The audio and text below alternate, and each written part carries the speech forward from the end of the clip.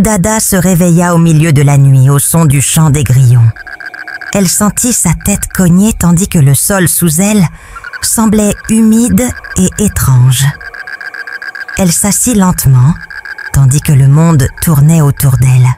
« Où suis-je » se murmura-t-elle en regardant autour d'elle. Des tombes l'entouraient et l'air sentait l'herbe mouillée et le froid. Elle était seule dans un cimetière et cette pensée la remplissait d'effroi. Dada sentit son cœur s'emballer. Ses vêtements étaient si sales et ses chaussures disparues. Elle toucha son cou, réalisant que sa chaîne en or avait également disparu. La dernière chose dont elle se souvenait était d'être dans une fête. La musique forte et tout ce qui s'était passé à la fête était flou. Où sont passés tout le monde ? Se demanda-t-elle, alors qu'elle se demandait où étaient ses amis Tola et Kemi. Elle était avec elles, à la fête, mais maintenant, elles étaient introuvables. Le silence du cimetière était assourdissant, alors que Dada se relevait en titubant. Ses jambes étaient si faibles qu'elle trébuchait et se dirigeait vers la sortie du cimetière. Ne sachant pas où elle était, il était 3 heures du matin et il ne semblait y avoir personne aux alentours. Elle aperçut un panneau devant elle et réalisa qu'elle était maintenant dans l'état d'Ikeja. Comment est-ce possible ? Comment suis-je arrivée ici, se demanda-t-elle, se demandant comment elle était arrivée dans l'état d'Ikeja depuis Abuja. Et si toi aussi tu te réveillais un jour dans un cimetière, sans aucun souvenir, et que tous ceux qui étaient avec toi la veille avaient disparu? Dada pensait que c'était juste une fête, mais ce qu'elle a vécu dépasse l'entendement. Serez-vous assez courageux pour découvrir la vérité avec elle? Regarde jusqu'à la fin, si tu l'oses. Le cœur de Dada s'emballa alors qu'elle continuait à marcher.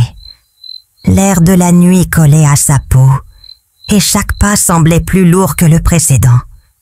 Son esprit était un tourbillon de confusion alors elle se demandait ce qui s'était passé.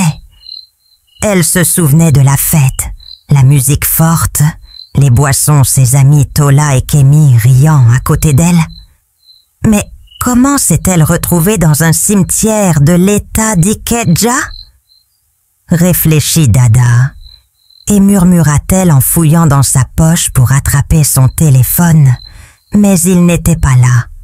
Elle jura à voix basse, convaincue que rien de cette nuit n'avait de sens pour elle. Elle jeta un coup d'œil autour de la route vide, mais il n'y avait aucune voiture en vue.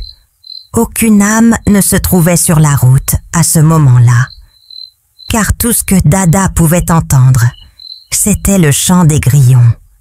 Devant elle, un petit kiosque en bois était abandonné au bord de la route. Dada trébucha vers le petit kiosque et s'assit sur le banc qui était placé devant. Essayant de reprendre son souffle, « Je dois retourner à Abuja », se dit-elle en se tenant la tête entre les mains. La douleur lancinant dans son crâne n'empêchait de réfléchir clairement, alors que Dada réfléchissait à ce qu'elle devait faire. Elle commença à marcher seule dans le noir, et après des heures de marche, elle tomba sur un camion qui se dirigeait vers Abuja. Dada supplia le vieil homme qui lui permit de monter avec lui, et à 8 heures du matin, elle se retrouva de retour à Abuja.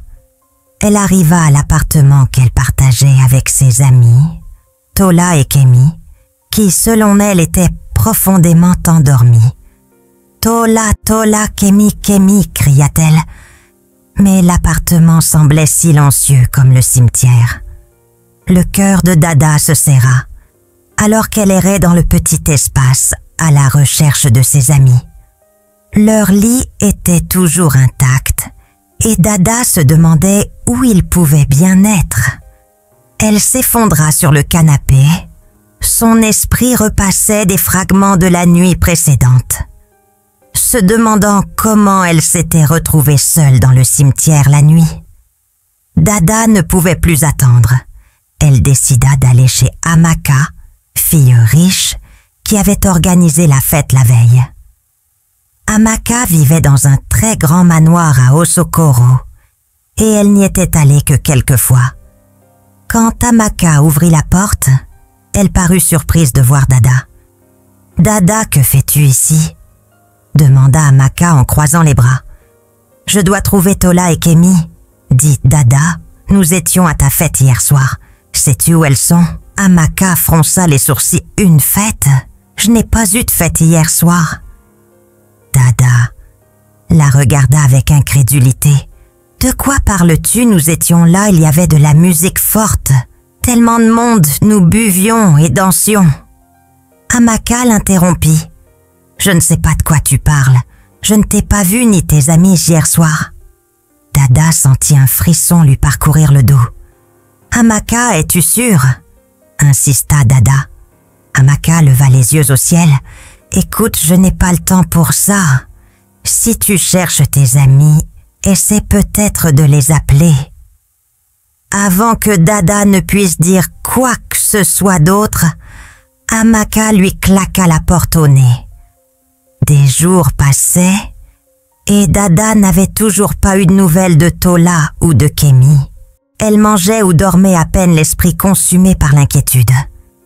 Le 3e jour, elle alluma la télévision pour se distraire, mais le titre des informations lui glaça le sang. 2 femmes ont été retrouvées mortes dans un cimetière de l'État d'Ikeja, a annoncé le présentateur. Dada avait le souffle coupé, l'écran montrait une image du cimetière où elle s'était réveillée. Le présentateur a continué. Les corps ont été comme étant ceux de Tola et Kemi.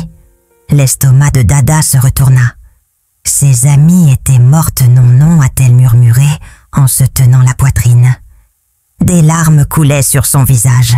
Le présentateur a poursuivi enquête de la police sur la cause du décès. Les premiers rapports suggèrent un acte criminel. Les autorités demandent à toute personne ayant des informations de se manifester. Dada éteint la télévision et s'est effondrée sur ses mains, tremblait, alors qu'elle essayait de comprendre ce qu'elle venait d'entendre. Plus tard dans la soirée, alors que Dada était assise dans le noir, quelqu'un frappa fort à la porte. Son cœur lui a fait un bond dans la gorge.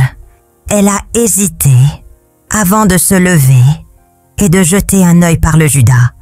2 hommes en uniforme de police se tenaient dehors. Dada ouvrit lentement la porte en les regardant. « Êtes-vous à Dada au Kokon ?» demanda l'un d'eux. « Oui, dit-elle, sa voix à peine audible. « Vous êtes en état d'arrestation, » dit l'officier en s'avançant. Les yeux de Dada s'écarquillèrent. « Arrestation ? Pourquoi ?» L'officier brandit un sac en plastique contenant des preuves à l'intérieur de son sac à main. « Cela a été trouvé sur la scène du crime, madame. Nous devons vous poser quelques questions. » Le cœur d'Ada s'emballa alors qu'elle était escortée jusqu'au fourgon de police. Au commissariat, Dada était assise dans une pièce froide et grise. Les officiers la bombardèrent de questions. « Que s'est-il passé ?» Cette nuit-là, je ne m'en souviens pas, cria-t-elle. « Comment es-tu arrivée au cimetière ? Je ne sais pas le pourquoi et le comment. Mais comment ? Tes affaires ont-elles été retrouvées près des corps ?» Dada secoua la tête, les larmes coulant sur son visage. « Je jure que je ne sais rien. Je ne leur ai pas fait de mal. » L'un des officiers s'est penché plus près. « Vous êtes la seule survivante. Cela fait de vous notre principale suspecte. » Dada enfouit son visage dans ses mains. Elle se sentit piégée et désespérée, incapable de se rappeler comment ils étaient arrivés au cimetière. Dans sa cellule de prison, Dada essaya de reconstituer la nuit de la fête. Les souvenirs étaient dispersés comme du verre brisé dans son esprit. Elle se souvenait d'avoir ri avec Tola et Kémy. Elle se souvenait d'avoir bu quelque chose de sucré mais d'étrange. Puis tout est devenu noir. Dada a commencé à regretter sa décision de quitter la maison de ses parents. Dada aimait la belle vie. Elle était la seule enfant de ses parents riches, qui ne lui ont jamais donné la liberté de faire ce qu'elle voulait.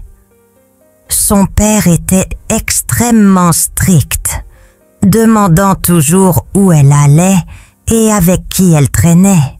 « Tu dois arrêter de traîner avec ses amis inutiles », disait son père, mais Dada ne l'écoutait pas. Elle aimait les boîtes de nuit, les fêtes et les vêtements coûteux. Elle voulait la liberté. Un soir, elle est rentrée à la maison extrêmement tard. Son père l'attendait dans le salon. « Dada, où étais-tu » demanda-t-il, d'une voix sévère. Et Dada répondit qu'elle était sortie avec des amis. « Tu sais quelle heure est-il ? Et tu es une telle honte !»« Arrête de crier, papa, je suis assez grande pour vivre ma vie. » dit-elle. « J'ai déjà 18 ans. » Le visage de son père devint rouge. « Tant que tu vivras sous mon toit, tu obéiras à mes règles, et tu les respecteras. » Dada leva les yeux au ciel et se précipita dans sa chambre. Sans se soucier de ce que disait son père, Dada se révoltait toujours contre ses parents. Réclamant sa liberté, les disputes s'intensifièrent. Et un jour même, son père essaya de lui confisquer ses clés de voiture. « Tu ne vas nulle part ce soir », dit-il fermement. Et Dada lui arracha les clés de la voiture. « Tu ne peux pas me contrôler, papa. Je ne suis pas un robot. » Sa mère essaya de calmer la situation, en l'exhortant à écouter son père, mais Dada s'est montré têtu. « J'en ai fini avec cette maison », a-t-elle dit en décidant de déménager. Le visage de son père s'est assombri. À cet instant, Dada, « Ne me fais pas ça », a-t-il dit, lui rappelant l'état de son état cardiaque actuel. Mais Dada ne semblait pas s'en soucier. Elle a emballé toutes ses affaires et a quitté la maison malgré plusieurs supplications de ses parents.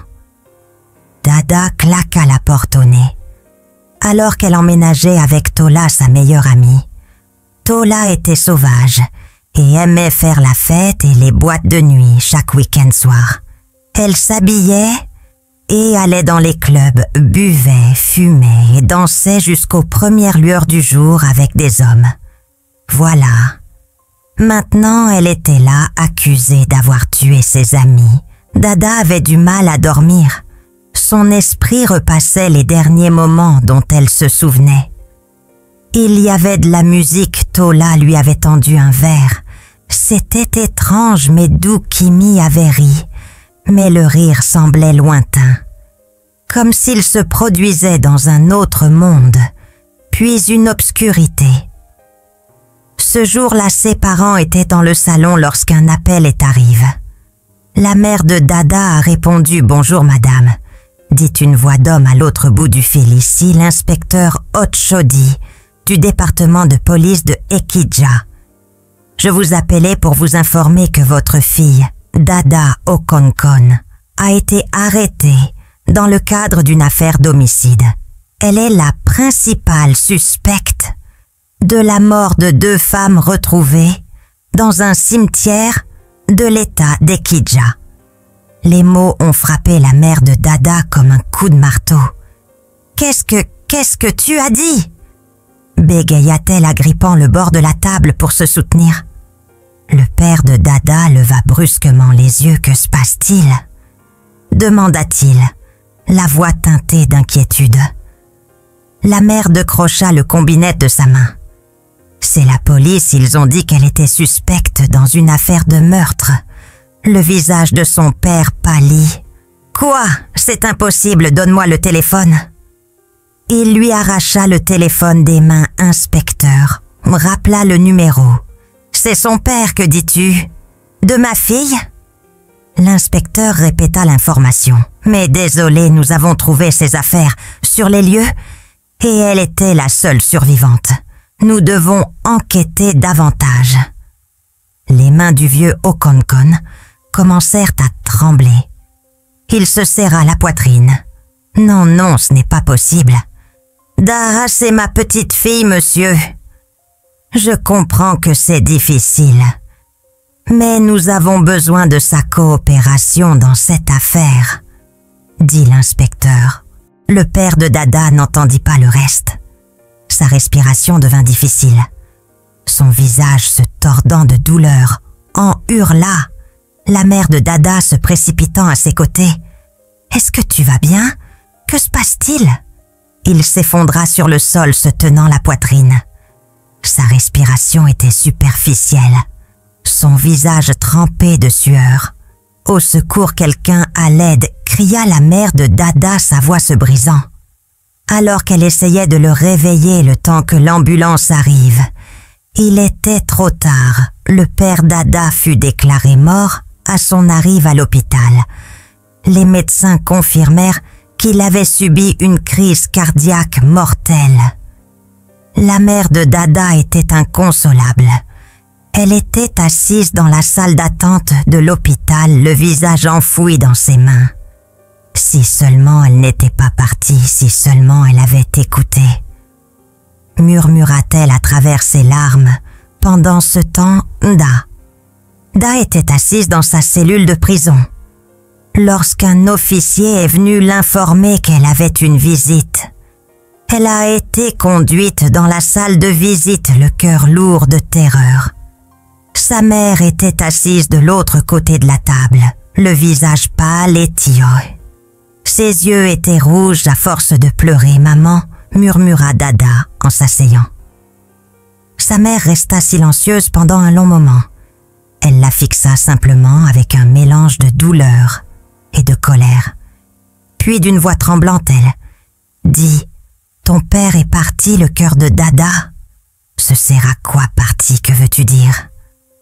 La voix de sa mère se brisa lorsqu'elle répondit « Il a eu une crise cardiaque au moment où il a entendu que tu étais suspecte. C'était trop pour lui. » Dada se figea. Le monde autour d'elle semblait s'effondrer. Elle secoua la tête. Les lèvres tremblantes. « Non, non, non, non, maman. Ce n'est pas possible. Papa ne peut pas partir.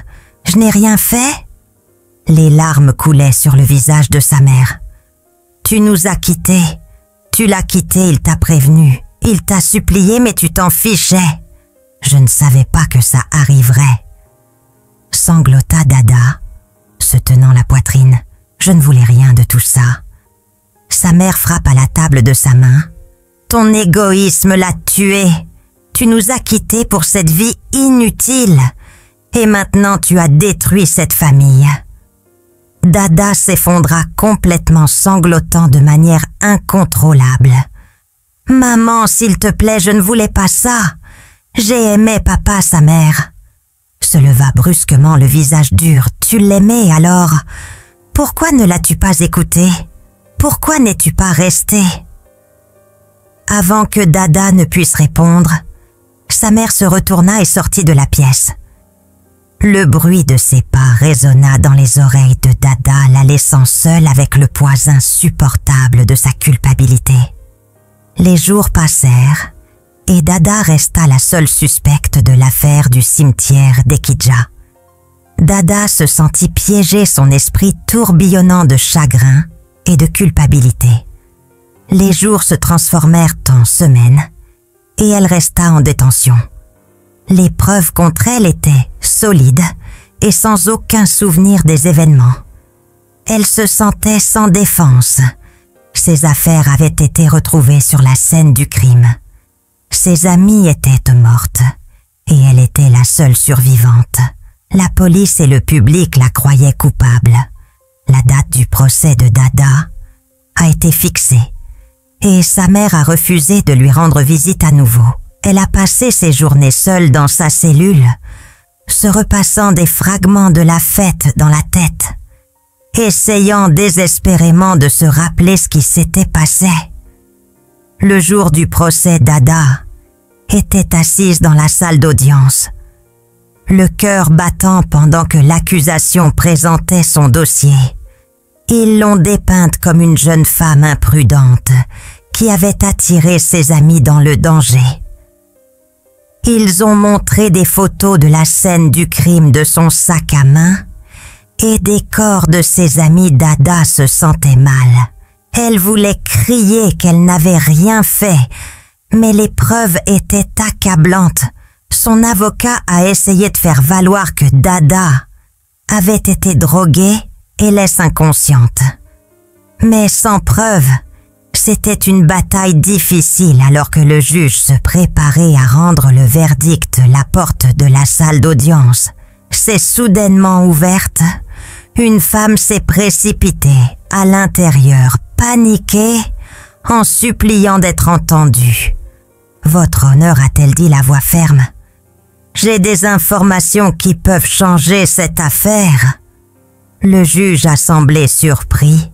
« Et qui êtes-vous? Je m'appelle Flo, » a dit la femme. « Je suis une vendeuse de rue. Et j'ai vu ce qui s'est passé cette nuit-là. » La salle est devenue silencieuse, alors que tout le monde se tournait vers elle. Flo a pris la parole et a commencé son témoignage. Elle a expliqué qu'elle passait toujours par le cimetière quand elle rentrait chez elle cette nuit-là. Après avoir vendu de la nourriture dans son restaurant, lorsqu'elle a vu une voiture noire s'arrêter près du cimetière. Elle a trouvé cela étrange alors. Elle s'est cachée à proximité et a regardé deux hommes sortir de la voiture et tirer deux femmes inconscientes de la banquette arrière et est jetée par terre. Elle a révélé que les hommes riaient et se disaient que les filles le méritaient. Ils sont ensuite retournés à la voiture et ont fait sortir une troisième fille qui semblait encore en vie. La femme a révélé qu'il voulait tuer la fille. Mais quand Flo a commencé à leur jeter des pierres et a fait des bruits bizarres depuis l'endroit où elle s'était cachée. Les terrifiantes alors qu'ils s'enfuyaient, ils sont démarrés leur voiture à vive allure et laissa le cimetière. Elle était trop terrifiée pour s'approcher de la jeune fille, car elle ne savait pas dans quoi ils étaient impliqués. Alors, elle l'a laissée là, sachant qu'elle était toujours en vie. Elle avait même raconté l'histoire à son mari. Mais quand ils sont revenus, elle n'était plus là. Quand elle a vu les nouvelles à la télévision, elle a su que la jeune fille qu'ils accusaient du crime était la même fille qu'elle avait sauvée. Elle ne pouvait pas rester assise et regarder une jeune fille innocente tomber pour un crime qu'elle n'avait pas commis. Elle a donc dû se présenter avec la photo qu'elle avait prise des hommes cette nuit-là. Elle a remis son téléphone au juge avec une image qui montrait clairement deux hommes, debout près d'une voiture noire, dans le cimetière. L'un des hommes avait une cicatrice distincte sur le visage. Le juge a examiné la photo. C'est une preuve cruciale, a-t-il déclaré en la remettant au procureur. La police a-t-elle des pistes sur ces hommes, a demandé le juge. Alors que la police se mettait en action pour appréhender les hommes à l'aide de la photo, ils ont identifié les deux hommes et les ont arrêtés interrogés. Les hommes ont avoué le crime. Ils ont avoué avoir drogué Tola et Kemi à la fête, après que Tola les ait repoussés, en disant qu'ils n'étaient pas de sa classe. Ils les ont forcés à monter dans leur voiture dans l'espoir de leur donner une leçon et leur violer. Lorsque Tola et Kemi ont fait une overdose et ne se sont pas réveillés paniqués, ils sont décidés de les jeter dans le cimetière et ont remarqué que Dada était toujours en vie. Ils ont essayé de la tuer, mais ont auto-effrayé avant de pouvoir concrétiser leur plan. Les aveux des hommes ont lavé le nom de Dada. La salle d'audience était remplie de murmures lorsque le juge a déclaré son innocence. Des larmes ont coulé sur le visage de Dada lorsque le juge a ordonné sa libération immédiate.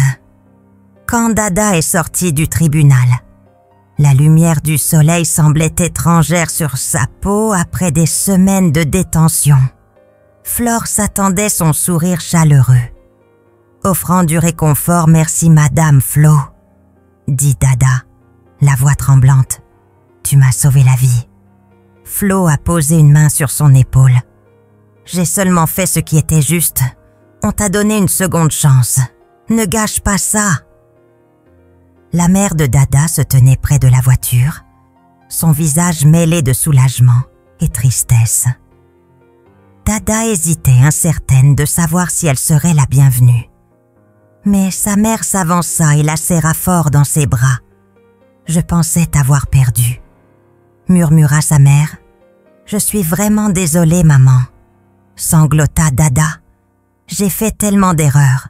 Je n'ai jamais voulu que tout cela arrive. » Sa mère la serra longtemps dans ses bras avant de se retirer. « Nous allons surmonter ça, Dada. » Ensemble de retour à la maison, l'absence de son père était insupportable. Dada se rendait tous les jours sur sa tombe. S'agenouillant en silence et murmurant des excuses, « Papa, j'aurais dû t'écouter. J'étais si égoïste. Je te promets que je vais changer. Je te rendrai fière. » Sa mère la rejoignit un soir posant une main sur son épaule. « Il t'aimait, Dada, malgré tout, il croyait en toi. Honore sa mémoire, en devenant la femme qu'il voulait que tu sois. » Dada hocha la tête, les larmes coulant sur son visage, alors qu'elle promettait d'être une meilleure femme. Depuis ce jour, Dada a appris une précieuse leçon. Ne jamais prendre la vie ni ses proches pour acquis. Son parcours montre que chaque choix a des conséquences et que les actions égoïstes peuvent blesser non seulement soi-même, mais aussi ceux qui nous aiment sincèrement. À travers ses erreurs, elle a compris l'importance d'écouter les conseils, de valoriser la famille et de mesurer l'impact de ses décisions sur les autres. Cette histoire nous rappelle que la liberté sans responsabilité conduit à la destruction et que les secondes chances doivent toujours être accueillies avec humilité et détermination. Voilà, l'histoire d'aujourd'hui touche à sa fin. Si tu n'es pas encore abonné à cette chaîne, c'est le bon moment pour le faire. Clique sur s'abonner, active la cloche pour recevoir toutes mes prochaines histoires dès qu'elles sortent. Tu ne voudras pas manquer la suite. Et à vous, mes abonnés fidèles, merci infiniment. Votre écoute, vos commentaires, vos partages, tout ça compte énormément pour moi. À bientôt!